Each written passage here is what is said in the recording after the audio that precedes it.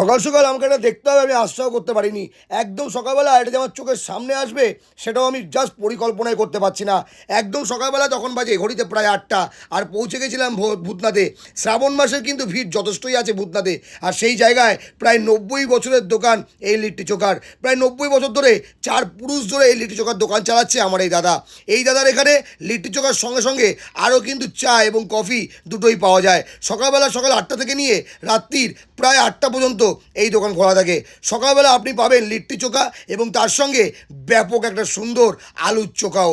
এখানে আসলেই আপনারা পেয়ে যাবেন একদম কম দামে পুরো ঘিয়ে ডোবানো স্পেশাল লিট্টি চোখা, একদম তাজা টমেটো পুড়িয়ে এবং তার সঙ্গে বিভিন্ন মশলা অ্যাড অন করা হয়। আর আমরা যখন গেছিলাম তখন জাস্ট এই মিক্সারটা তৈরি হচ্ছে।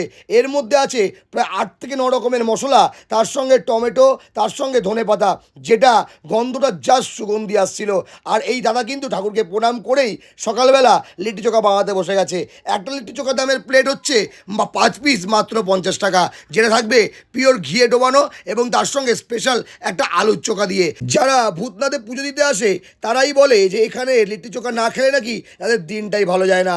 প্রতিদিন নিয়ত প্রচুর মানুষের ঢল নামে লিট্টি চোখার দোকানে, আর তার সঙ্গে এখানে আসলে মাস্টার এখানটার আলুর চোখা, যেটা কিন্তু বেস্ট হয়। আর এখানে খেলে তোমরা পিওর ঘি তো পাবেই, আর তার সঙ্গে পেয়ে যাবে একটা সুন্দর চাটনিও।